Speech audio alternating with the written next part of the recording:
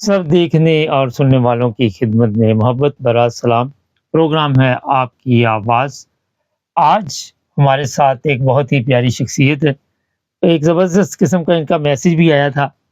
آج ان سے پوچھیں گے کہ یہ کیا کہنا چاہتے ہیں عوام کے نام، پاکستان کے نام، پاکستان کے حکمرانوں کے نام۔ جی سر، کیا میسج دینا چاہتے ہیں آپ؟ سر، میں نے آپ کو شہید ذوالفقار بھٹو کی واحد زندہ اولاد سنم بھٹو کو ان کا تمغہ پاکستان لیتے ہوئے دیکھا تو میں فرتے جذبات سے بڑا زار و زار رویا اس حوالے سے آپ کو، کیونکہ اس کے پیچھے ایک پوری سٹوری ہے، ایک ہسٹری ہے۔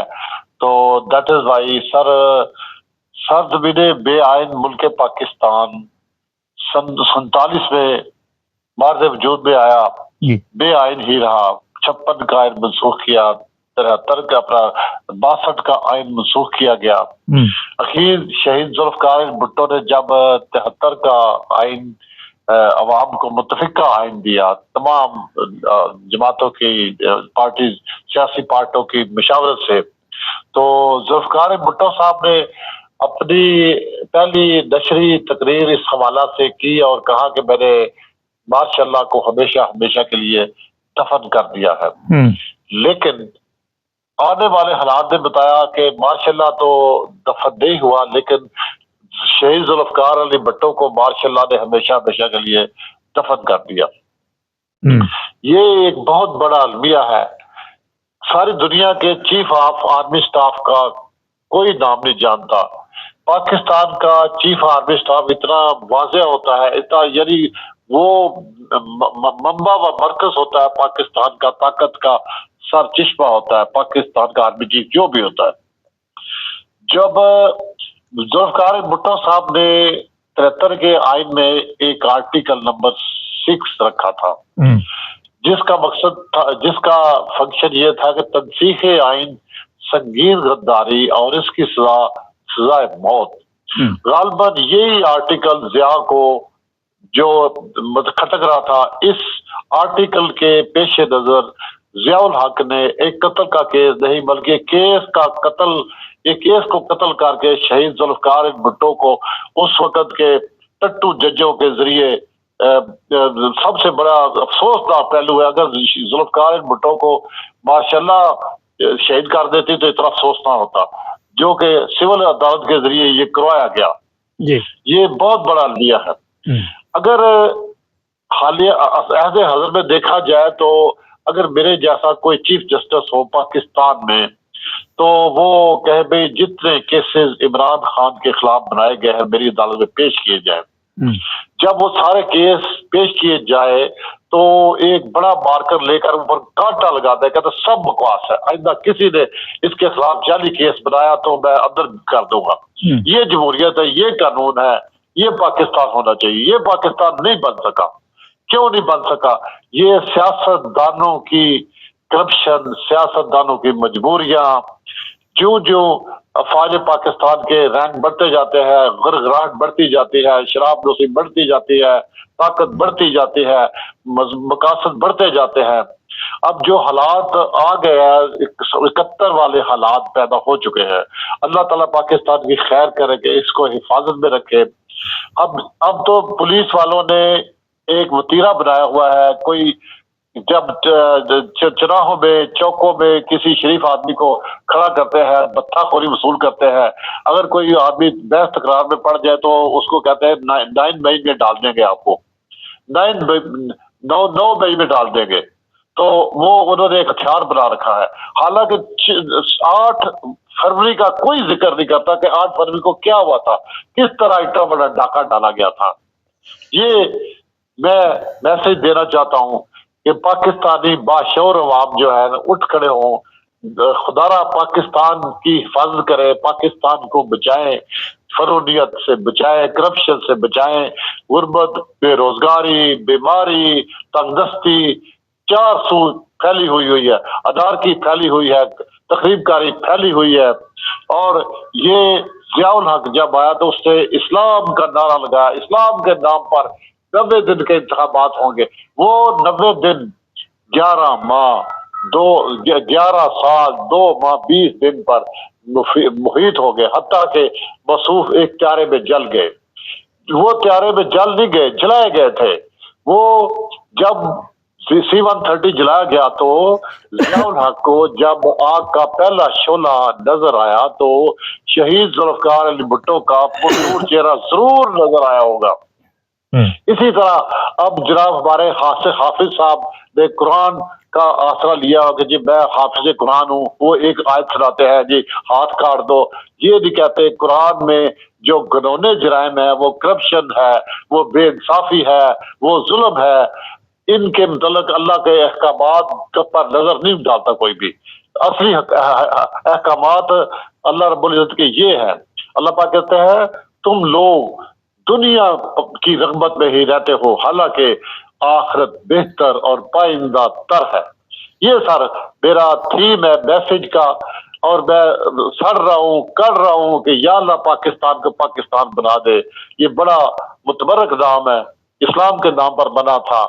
تو اب یہ جو انارکی موجودہ پھیل گئی ہے، یہ تشویشناک رہی ہے، بہت ہی زیادہ خطرناک ہے. اچھا، میرا ایک سوال ہے آپ سے بڑا اہم. یہ بتائیے کہ بھٹو کی آپ بات کرتے ہیں کہ بھٹو نے بڑی قربانی دی ملک کے لیے، لیکن بھٹو کے کچھ ایسے فیصلے بھی ہیں جن کی وجہ سے آج پاکستان میں مذہبی نفرت آپ دیکھتے ہیں. کبھی کسی کرسچن کو قتل کر دیا جاتا ہے، کبھی کسی ہندو، اس کے لیے مشکل پیدا کی جاتی ہے. اور بھی لوگ ہیں وہاں پہ رہتے ہیں، ان کے لیے مشکلات ہے. دنیا کے دوسرے ممالک میں تو اسلام کو کوئی خطرہ نہیں، پاکستان میں کیوں خطرہ ہے؟ سر پاکستان میں یہ خطرہ ہے، جہالت ہے. یہ بھٹو کا کوئی قصور نہیں ہے، بھٹو کا اس پہ کیا لینا دینا. پاکستانی قوم ان ایجوکیٹڈ ہے. پاکستانی میں کلچر ایسا ہے کہ یہاں پر تو ایک روتے بچے کو چپ کرانے کے لیے اور پھینٹی لگائی جاتی ہے. یہاں پر مہنگائی ختم کرنے کے لیے اور قرضہ لیا جاتا ہے. یہاں پر عمران خان آکسفورڈ یونیورسٹی کا اہل ہے اور اس پر اتنے لاتعداد کیسز بنا کے جیل میں ڈال دیا گیا جس طرح وہ پرائمری پاس ہوتا ہے. پاکستان کی آپ کیا بات کرتے ہیں؟ جی یہ بتائیے، یہ مجھے میرا ایک سوال ہے بڑا اہم یہاں پہ، کہ جو بھٹو صاحب کے آئین کی آپ بات کر رہے ہیں، تو ایسے قوانین وہاں ضروری تھے بنانے پاکستان میں؟ بھٹو صاحب کے دور سے پہلے تو قوم ایک ہی پلیٹ فارم پہ چل رہی تھی، اس کے بعد ایسے قوانین بنائے گئے، کئی لوگوں کو وہاں پہ کہا جی آپ اقلیت ہے. اب کافر دیکھ رہے وہاں پہ ہر بندہ دوسرے کو کافر کا فتویٰ دے رہا ہے. کس کو حق حاصل ہے کہ وہ کسی کو کافر کہے؟ سر یہ تو اللہ اور بندے کا تعلق ہے. جہاں تک عقیدت ہے، مذہبی عقیدت ہے، سب انسان برابر ہیں. شان انسان جوان بلیدا ملکہ ناڑوں اگے، کھول نہیں گل محمد مت کوئی جھگڑا لگے. جس جگہ پر مذہب کے نام پر جھگڑا لگے وہ مذہب نہیں ہے، وہ شیطانیت ہے، وہ فتنہ بازی ہے. مذہب تو رواداری اور بالکل اظہار رواداری بھائی چارے کا درس دیتا ہے. تمام مذاہب میں کسی کے مذہب کو چھیڑنا، کسی کو برا بلا کہنا یہ نہیں. میرا خیال ہے کہ نبی پاک صلی اللہ علیہ وسلم نے فرمایا کہ بھائی اسلام کو پھیلاؤ اور اپنی اخلاق سے، اپنی اچھائی سے، اپنی خوبیوں سے پھیلاؤ. پاکستانی قوم میں کوئی خوبی ہو جو بتا سکتے ہیں آپ اسلام کے مطابق یا انسانیت کے مطابق ہی؟ چلو کہ بتا دو، کوئی ایک آدھی خوبی بتا دیں. پاکستانی قوم میں ایک ہی خوبی ہے کہ خود غرض اور لالچی اور کرپشن کے رسی افراد کی تعداد بہت زیادہ ہے. نہیں تو سر پھر یہ تو اسلام لائف آفٹر ڈیتھ کا کنسپٹ کسی کو نہیں ہے. نہیں، مگر پاکستان تو بنا تھا جناب کہ اسلام کے نام پہ بتایا جاتا ہے جی. لیکن اسلام کے نام کا تو وہاں کسی کو پتہ ہی نہیں ہے. لوگوں کو مار رہے ہیں، لوٹ رہے ہیں، رشوت ہے، آپ کے حکمران رشوت خور ہے. یہ میڈل باپ جو ہے وہ بیٹی کو میڈل دے رہا ہے. بھٹو کو اس دنیا سے گئے کافی عرصہ ہو گیا، تو سب کوئی تو ڈرامہ چل رہا ہے وہاں پہ نا. بس جی وہ ان کے داماد ہیں زرداری صاحب، انہوں نے اپنے سسر کو گولڈ میڈل دے دیا، ان کا حق بنتا تھا. حتیٰ کہ سپریم کورٹ جو موجودہ ہے اس نے ڈکلیئر کیا کہ جی ذوالفقار علی بھٹو کو غیر قانونی طور پر عدالتی مرڈر کیا گیا تھا.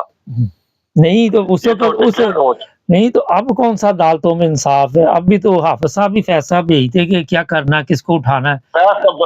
یہ المیہ یہ ہے کہ عدالتیں ہے ہی نہیں، عدالتیں جو رہی کا صحیح وہ بھی بالکل ٹھپ ہو گئے، صرف جائے تنخواہ لیتے ہیں، مراعات لیتے ہیں، کسی کو خوف خدا نہیں ہے کہ مرنا ہے ہم نے، اپنے عہدہ انصاف پر بیٹھے ہوئے انصاف کرے، انصاف کوئی جج نہیں کرتا، نہ کسی کو شعور ہے۔ اچھا آپ بس وقت ختم ہو گیا، یہ آپ اتفاق کرتے ہیں کہ ہم ایک قوم نہیں بن سکے اور ہمارے اندر ایک دوسرے کے خلاف نفرت میں کافی شدت پیدا ہوئی ہے؟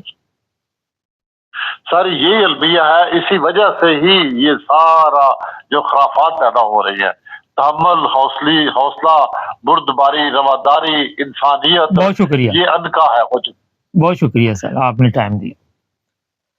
یہ تھے جناب آپ کی آواز پروگرام میں ایک صاحب، اور کہاں سے تھے ضرورت نہیں ہے، ان قریب ہم کوشش کر رہے ہیں کہ اسکرین پہ ایک نمبر چلایا جائے تاکہ دوسرے لوگ بھی پروگرام میں حصہ لے سکے۔ چینل کو سبسکرائب کر لیں، جڑے رہیں ہمارے ساتھ۔